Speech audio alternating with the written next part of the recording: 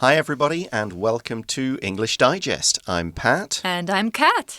And today we're taking a trip to Florence in Italy. Yeah, Florence. I've been there. I love this city. It's such a great city. Cool. I've never even been to Italy, so I must go. Proclaim myself jealous. But we have a lot to get through today. We've got quite a long article with quite a few things in it to talk about. So let's get straight into it and read through.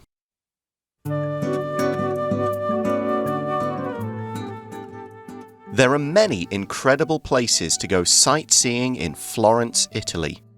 The city boasts beautiful architecture, museums, and more. However, few places are more enchanting than the Ponte Vecchio, or Old Bridge. Consisting of 3 stone arches crossing the River Arno, the Ponte Vecchio is covered by a roof and lined with tourist shops. While a bridge has existed in the location since ancient Roman times, the current version was constructed in 1345. The roof was added in 1565 when Duke Cosimo I de' Medici wanted to connect the town hall with the Pitti Palace of the Medici family. The Duke wanted a personal walkway free from the smells and mess of the city. This led to the building of the Vasari Corridor, a covered route incorporating the Ponte Vecchio. It also passes through the Uffizi Gallery and the Church of Santa Felicita, and offers gorgeous views of the river. While the corridor had been closed since 2016, it opened again for guided tours this May. On the Ponte Vecchio, visitors can purchase jewelry, art, and souvenirs. In fact, an old rule states that only jewelers and goldsmiths may operate here. Some shops are owned by the descendants of the original owners, and several still make jewelry in the traditional way. Shoppers should expect high prices, but haggling is considered acceptable. Many couples like to stand on the Ponte Vecchio and watch the magnificent sunsets. In fact, such is the structure's romantic appeal that young lovers used to place love locks here. Couples engraved their names on a heavy lock, attached it to the bridge, and threw the key into the Arno. All of this represented their unbreakable bond. While many see this as a romantic gesture, the Florence City Council doesn't share the sentiment. Between 2005 and 2006, over 5,500 heavy love locks were removed from the Ponte Vecchio. The council said these locks not only ruined the bridge's appearance, but also threatened to damage it. There's now a fine for attaching locks to the bridge. However, visitors are advised to keep a lock on their bags. The Ponte Vecchio is popular with pickpockets as well as tourists.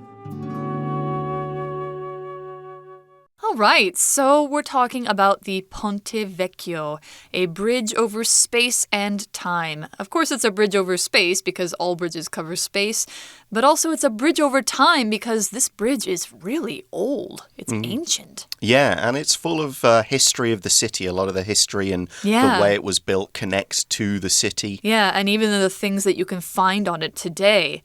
So we start out this article by saying there are many incredible places to go sightseeing in Florence, Italy. Of course, Florence is one of the most popular cities in Italy for sightseeing.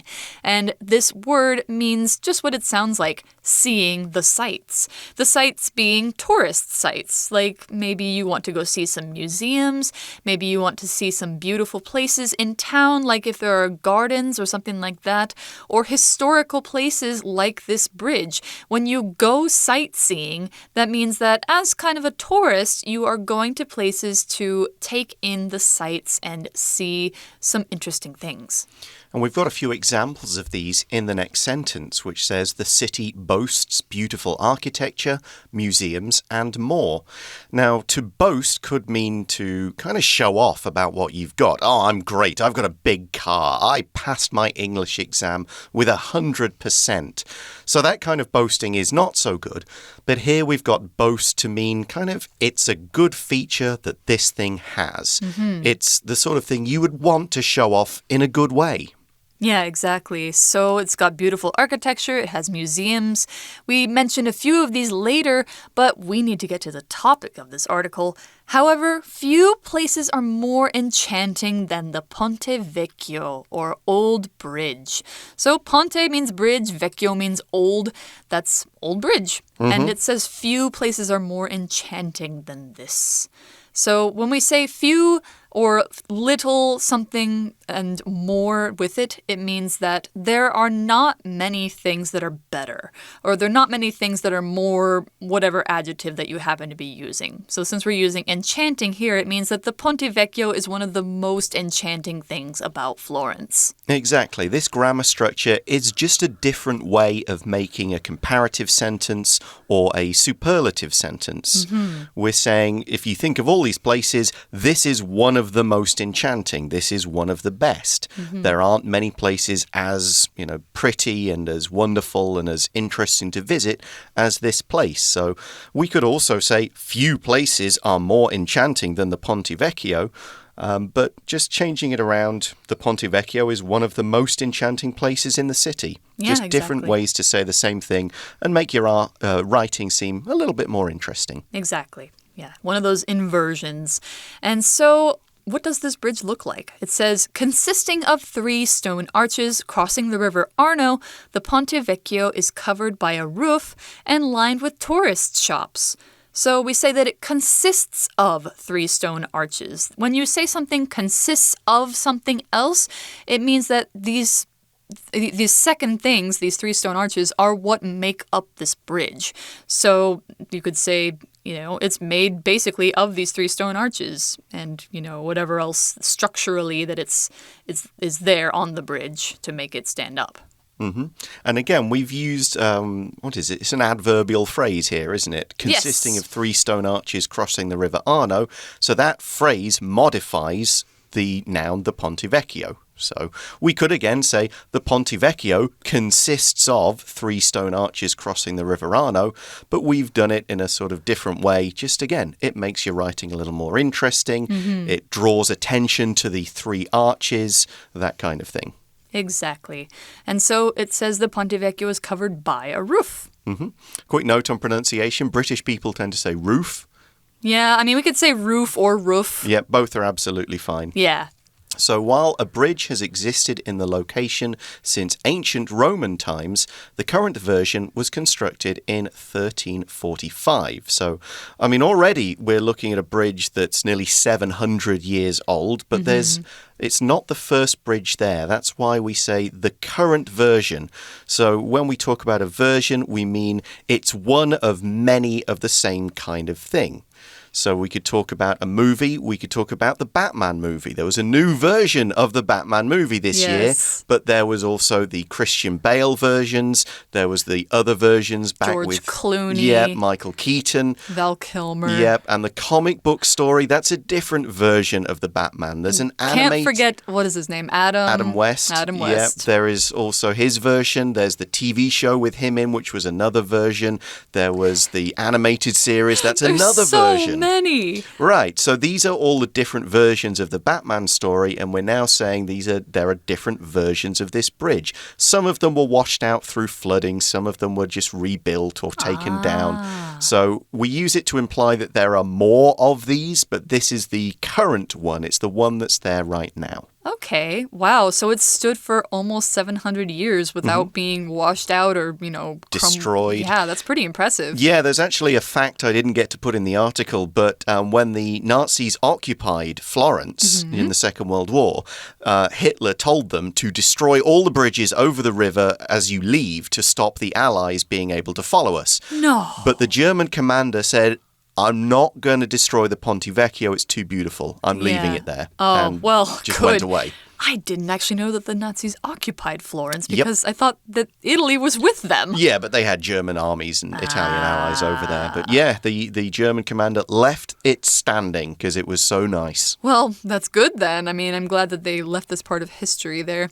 So what about this roof that's over the Ponte Vecchio? It says the roof was added in 1565, so about, 200 years later, when Duke Cosimo I de' Medici wanted to connect the town hall with the Pitti Palace of the Medici family. So you had the Duke of Medici at the time. A duke is kind of a noble person of a certain rank, and the Medici family, if you don't know the history of Florence, back when it was its own state, they ruled the city, and they did so for generations. So the dukes and duchesses, that's the female dukes, of the Medici family were basically the mayors of the city. Yep, they were the rulers. We still have dukes and duchesses in the UK today. Yeah. It's a pretty high rank. It's higher than a lot of the others like baron or earl or so on. Aren't some of the princes actually dukes as well? Yes, Prince Charles is the Duke of Cornwall. Prince William is the Duke of Cambridge. Harry lost his, obviously. But they own large areas of land, or that's kind of their position. Yeah. So why did Cosimo I do this? We see the Duke wanted a personal walkway free from the smells and mess of the city. He basically wanted to walk from his home to his office in a nice, clean way. Yeah, sure. I Don't blame him. I wouldn't either, of course. Cities can be messy. Florence is not messy today. If you walk on the street, it's very clean, it's very pretty.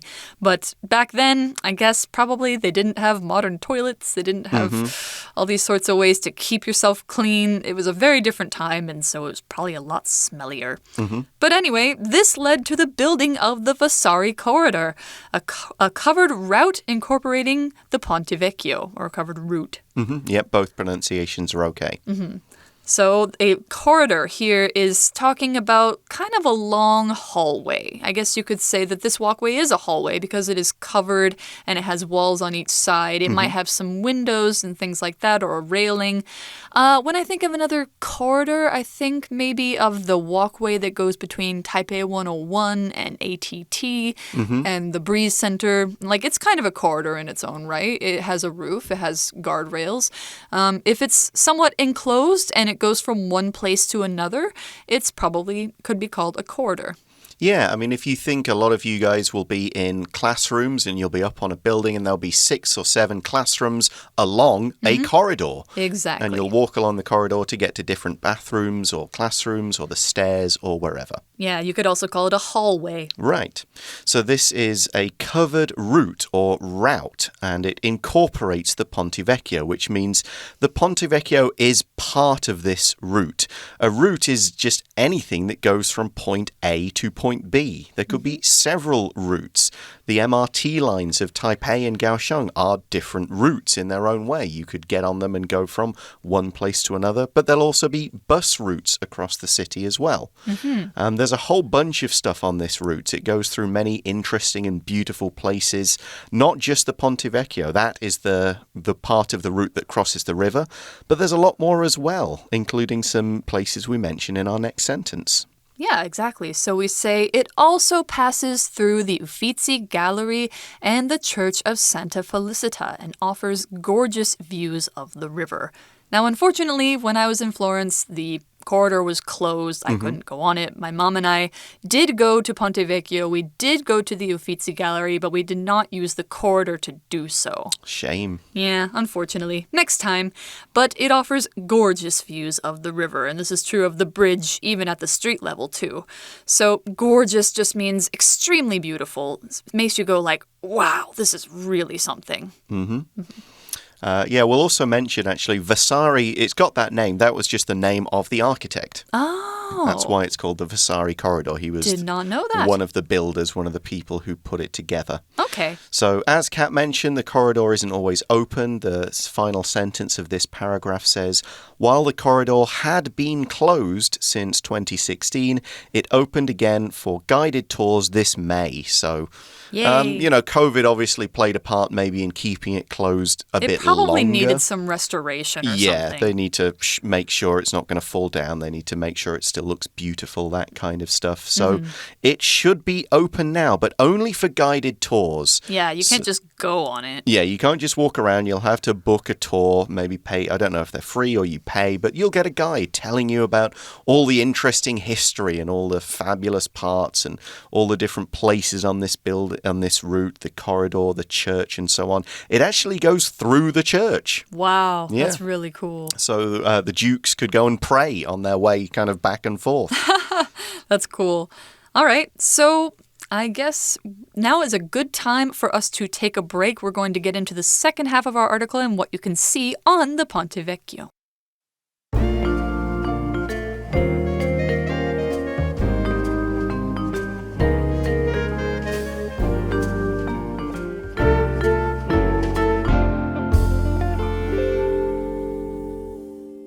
All right, we are back and we are going to talk more about what you can see when you go to the Ponte Vecchio. It's not just the Vasari Corridor, there's more to see.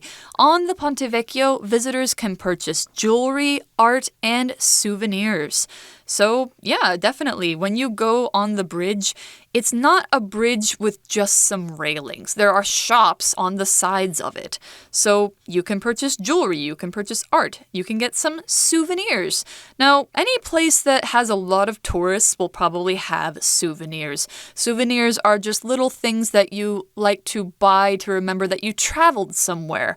It could be like a magnet with a picture of the bridge. It could be a little keychain. It could be a postcard. It could be, you know, even something with a photo of you in it. Yeah. Coffee cup, something. Yeah. So it's just any sort of thing that you buy to remind you, like, oh, I went to this place and I bought this thing here. Yeah, you often buy them for other people as well as little gifts of, exactly. Here's the, I go back to the UK and buy people, here's a little model of Taipei 101. Yeah, exactly. Gave my nephew, here's a garbage truck that makes noise like the garbage trucks here. He was only 3 or 4 at the time, and he probably thought it was an ice cream truck. It was amazing, yeah. Aww. Okay, so you can buy these nice things, jewelry, art, and souvenirs, but maybe that's all you are going to buy. In fact, the article says, an old rule states that only jewelers and goldsmiths may operate here.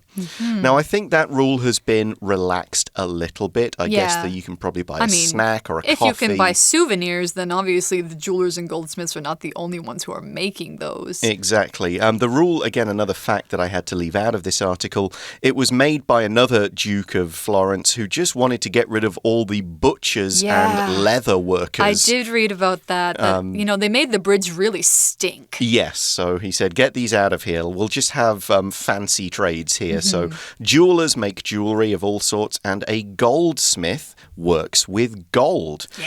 A smith is working with any kind of metal. A blacksmith would work mostly with iron and steel. A silversmith would work with silver, and a goldsmith would make things out of gold. Would you call somebody a gemsmith if they worked with gemstones? I'm not sure, because it's not a metal, so there's no smithying involved. Okay, so it's got to be metal. Yeah, because they're heating up the metal, they're making it into shapes, they're letting it cool, that kind of thing. So a goldsmith would make rings and chains and bracelets and stuff for clothes. Yeah, out of gold. Yeah, and the jewelry that you can see on the Ponte Vecchio is just opulent. It's so fancy. You look at it and you're like, I can't afford that. Unless you're pretty rich, I guess. But so they have some beautiful, beautiful things to buy there. Some shops are owned by the descendants of the original owners, and several still make jewelry in the traditional way. So the descendants of the original owners, you think about this bridge is about 700 years old. So some of these shops have been around almost that long. And the shops now are owned by their descendants. A descendant is a family member that is maybe one generation or even a few generations down from the original one.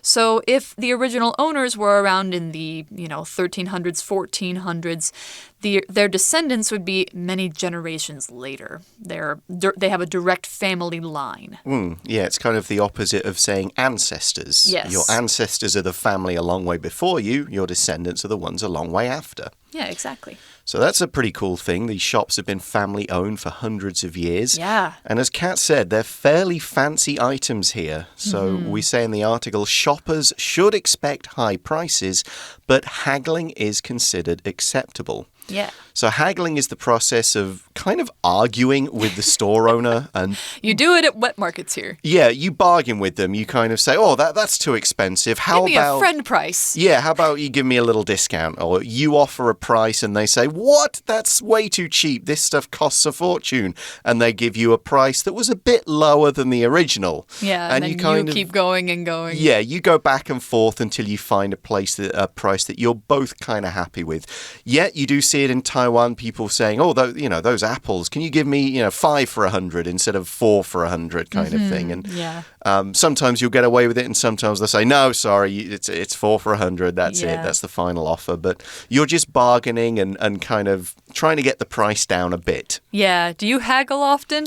I have done over in the plant market. I haggled a bit to try and get an extra plant pot on the cheap. Oh, okay. Did it work? Yeah. Well, I only saved about 20 or 30 NT, but... All right, but every cent counts, right? Yeah, it was just the fact that I was doing it in Chinese that was most of the fun. Oh, yeah, absolutely. I think that I should learn the art of haggling a little bit better. All right, so... these are some of the things you can see and buy on Ponte Vecchio, but they're not the only things there.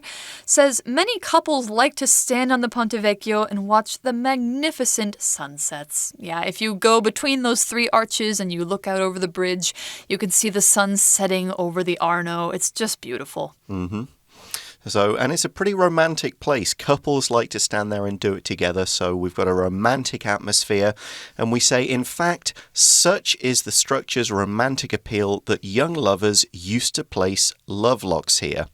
So a couple of bits of grammar there. Such is the structure's romantic appeal. That's kind of another inversion. We might say the structure has such a romantic appeal, or the structure is so romantic that. So those are the grammar points you're more familiar with. We're just using an inversion. Yep. The other grammar point to point out is used to, which implies it does not happen anymore. Yeah. We'll get to that in a moment, but first we should look at what a love lock is. All right, so a love lock is, it's kind of what it sounds like. Couples engraved their names on a heavy lock, attached it to the bridge, and threw the key into the Arno. I cannot imagine how many keys are down there. So, yeah, I think this is a thing that couples will do on bridges across the world. Yeah, there's a whole bunch in Paris that have them. I've seen them in London and a few other places. But I mean, they happen a lot, but I think probably the Ponte Vecchio had a bigger problem with it than most others. And they would engrave their names on a heavy lock. So engrave means to basically use a tool to scratch a picture or scratch some writing into a surface of something, usually a metal surface because the locks are made out of metal. So probably you would take something like a nail or your keys, something like that, and you'd scratch your initials into the metal of the lock, and then you would lock it onto the bridge, and then you'd throw the key in the Arno. Nobody can unlock it. Yeah. So, of course, all this represented their unbreakable bond. No one can break our love, no one can open our lock, no one can take it off the bridge, unless they've got a big pair of bolt cutters. Exactly. Which is what happened in the end. Pretty much. While many see this as a romantic gesture, the Florence City Council doesn't share the sentiment. So the Florence City Council, of course, they want their tourist attractions to be attractive. They want them to be in good condition, and the Ponte Vecchio is a really old bridge. It probably needs to be taken special care of if it's going to last well. So they don't share the sentiment. A sentiment is sort of a feeling about something. So if you are feeling sentimental, that's the adjective form of this, it means maybe you're looking at something and you think, like, this is really precious to me, this is really dear to me. Like, I think about my old stuffed toys that I used to sleep with when I was a little kid. I have a sentimental attachment to them, and so I have a sentiment for them. So the Florence City Council doesn't share the sentiment, which means they do not think this is a romantic gesture. Right. For them, it's dangerous and, it's ugly and that kind of thing. Yeah, I think a lot of them went around on the railing of a particular kind of statue or art piece, so it could damage that, as we'll see that a bit later. So this is where the used to comes back here. Between 2005 and 2006, over 5,500, or you could say 5,500, heavy love locks were removed from the Ponte Vecchio. So that's a lot. Yeah, they would have gone along with the right kind of metal cutting tools or whatever and just snipped them all off and taken them away. Yeah, I think it must have looked much better after they were all gone. Yeah. The council said these locks not only ruined the bridge's appearance, but also threatened to damage it. Yeah, like I said, the bridge is very old. It needs to be taken special care of. And putting things like locks on it,